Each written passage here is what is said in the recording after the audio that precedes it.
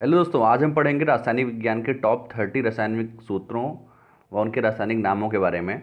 दोस्तों, ये topic NTPC के एग्जाम में बहुत पूछा जा रहा है। लगभग हर शिफ्ट में क्वेश्चन ऐसा पूछा जा रहा है, इसलिए टॉपिक आपके लिए बहुत इंपॉर्टेंट हो जाता है। जितने भी सूत्र मैंने दिए हैं इसके बाहर कुछ भी नहीं आएगा। अगर आप ये पूरा कंप्लीट कर लेते हैं तो अगर रसायन विज्ञान का कोई भी सूत्र पूछा जाएगा तो आप उसे कर लेंगे। दोस्तों, स्टार्ट करते हैं। देखिए, पहला है सुहागा।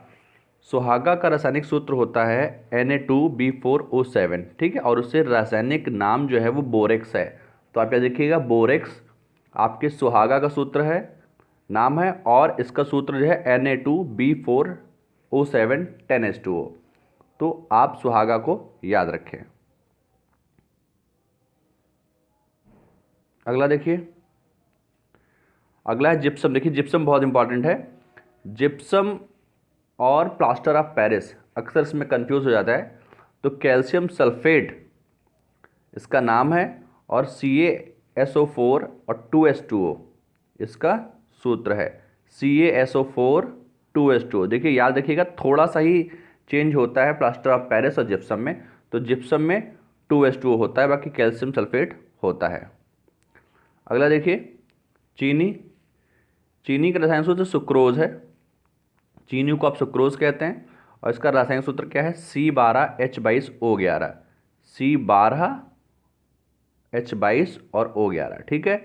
तो याद रखिएगा कि इस तरीके से, क्योंकि ग्लूकोज में भी CHO ही होता है, पर वहाँ पर फॉर्मूला अलग होता है, तो उसको भी आप याद रखिएगा। अगला देखते हैं, सिरका। देखिए, सिरका बहुत पूछा जाता है।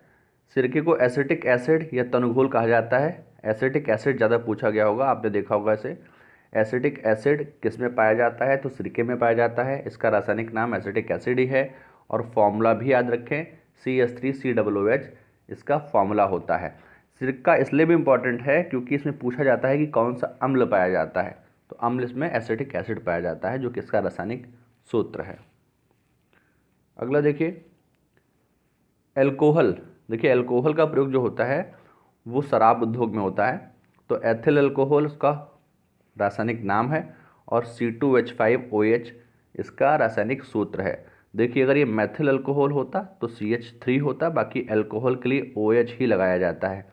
तो इसलिए एथिल अल्कोहल C2H5 और मेथिल अल्कोहल CH3OH। अगला देखिए, धावन सोडा, ठीक है।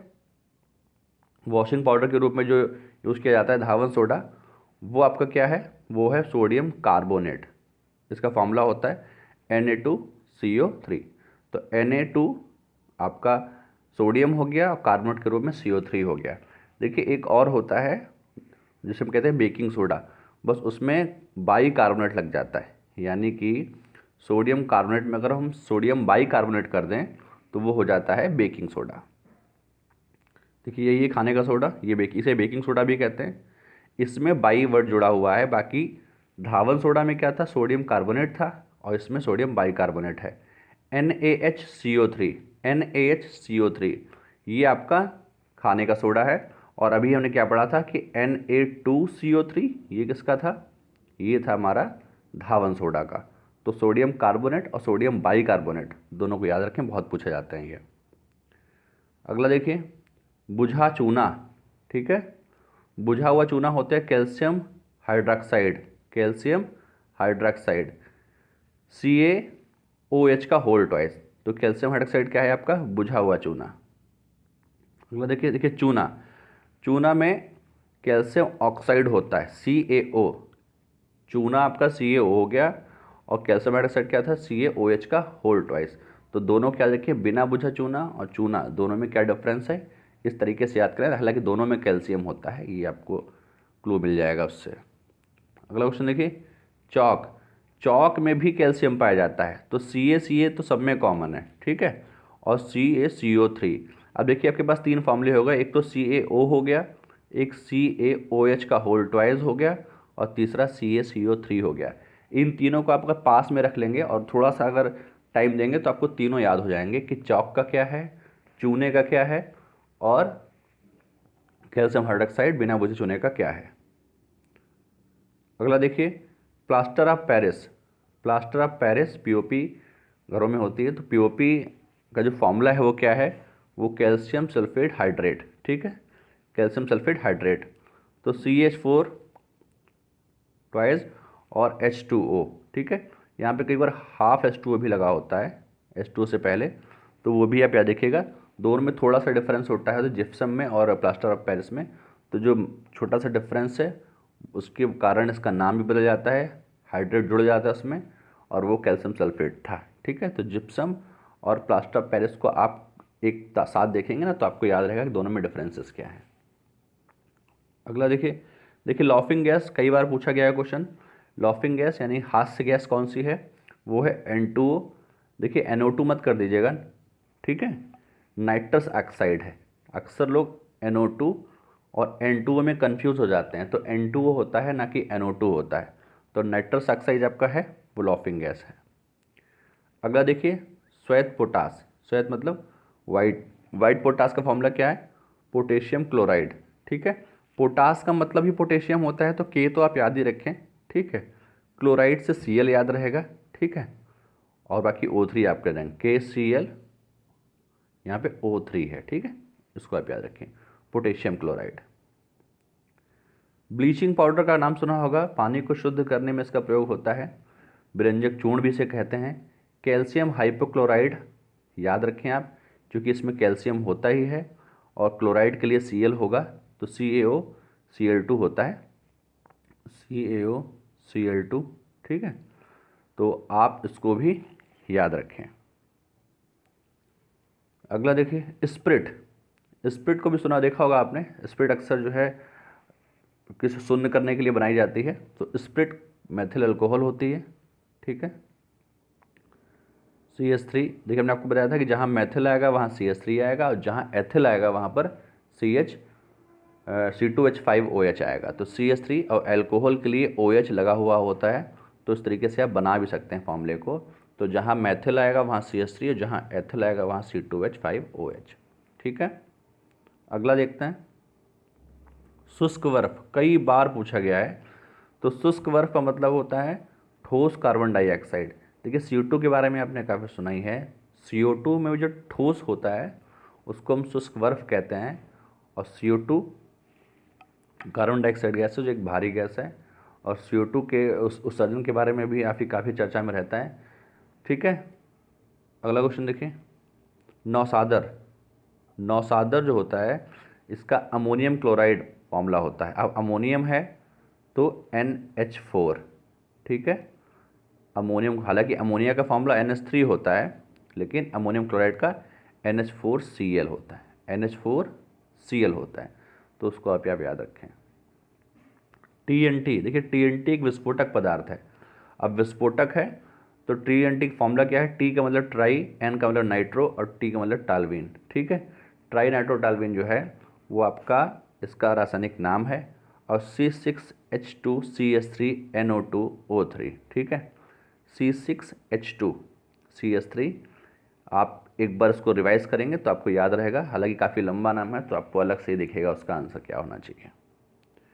अगला देखिए लाल दवा, ठीक है, लाल दवा पोटेशियम परमैंगनेट को कहते हैं।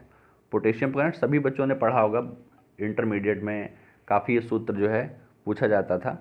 तो पोटेशियम जहाँ जहाँ आएगा वो K आएगा, ठीक है, और MnO4, ठीक है, MnO4 आप इसमें जोड़ दीजिए।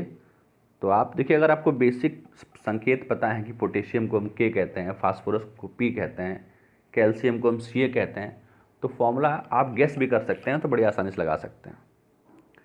अगला देखिए कास्टिक पोटास, ठीक है, पोटास के जितने भी फॉर्मूले हैं वहाँ पर K, ठीक है, तो कास्टिक पोटास KOH है, और पोटेशियम पोटास, ठीक है, पोटेशियम हाइड्रॉक्साइड, जहाँ पोटेशियम होगा या पोटास होगा वहाँ K हो गई होगा, तो पोटेशियम हाइड्रॉक्साइड OH हो जाएगा आपका।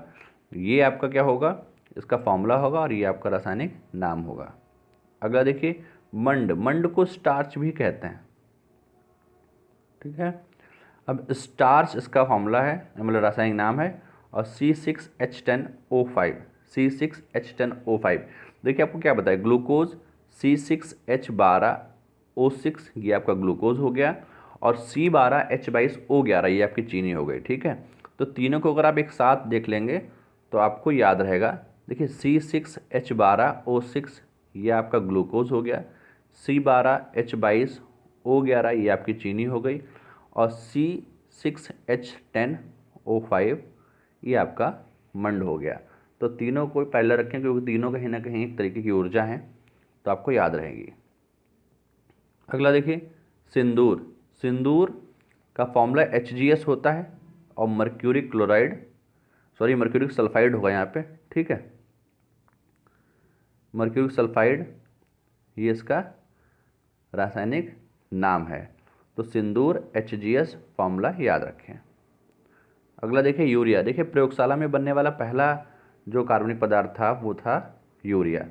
तो यूरिया को कार्बामाइड कहा जाता है, यूरिया बहुत पूछा जाता है, और इसका फॉर्मूला NH2CO NH2 दो बार आएगा, ठीक है, NH2 यानी स्टार्ट में और एंड में NH2 हो जाएगा, बीच में CO हो जाएगा, तो NH2CO यूरिया का फॉर्मूला है। अगला देखिए क्लोरोफॉर्म। क्लोरोफॉर्म तो बहुत सुना होगा, लोग अक्सर सुंघा देते हैं तो बेहोश को हो जाता है इस तरीके का।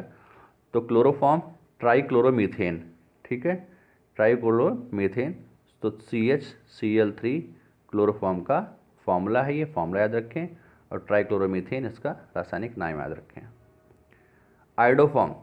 आयोडोफॉर्म का क्या है, ट्राई आयोडोमीन, ठीक है, तो आयोडो में आयोडो जुड़ा हुआ है तो आपको रासायनिक नाम तो याद ही रहेगा, ठीक है, और CHL3 ये इसका फॉर्मूला है। अगला देखिए फास्जीन, ठीक है, फास्जीन एक गैस होती है, कार्बोनिल क्लोराइड, ठीक है, तो COCl2 carbonyl chloride, chloride Cl पीछे आप याद रखें, क्लोराइड के लिए Cl2 है, तो कार्बोनिल को कार्बन डाइऑक्साइड से याद रखेंगे, तो CO है हालांकि 2 नहीं है, तो COCl2 कार्बन क्लोराइड है। प्रोड्यूसर गैस बहुत इंपॉर्टेंट है, ये कई बार पूछी जा चुकी है। देखिए प्रोड्यूसर गैस और वाटर गैस यानी कि भाप अंगार गैस, दोनों को बहुत आप याद रखें। कार्बन मोनोऑक्साइड और नाइट्रोजन का मिश्रण होता है प्रोड्यूसर गैस, तो CO+N2 आपका प्रोड्यूसर गैस है। अगर CO के साथ H2 जोड़ देते तो आपका भाप अंगार गैस हो जाता। तो दोनों को याद रखें, ये आपकी वाटर गैस है जिसे भाप अंगार गैस भी कहा जाता है, और CO+N2 जो है ये आपके प्रोड्यूसर गैस है, इसको आप याद रखें।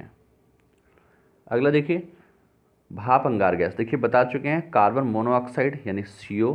देखिए कार्बन मोनोऑक्साइड को अलग से भी याद रखें क्योंकि कभी कभार क्या हो जाता है कि कार्बन मोनोऑक्साइड ही पूछ ली जाती है, और सबसे जहरीली गैस होती है जो वाहनों से निकलती है, कार्बन मोनोऑक्साइड है।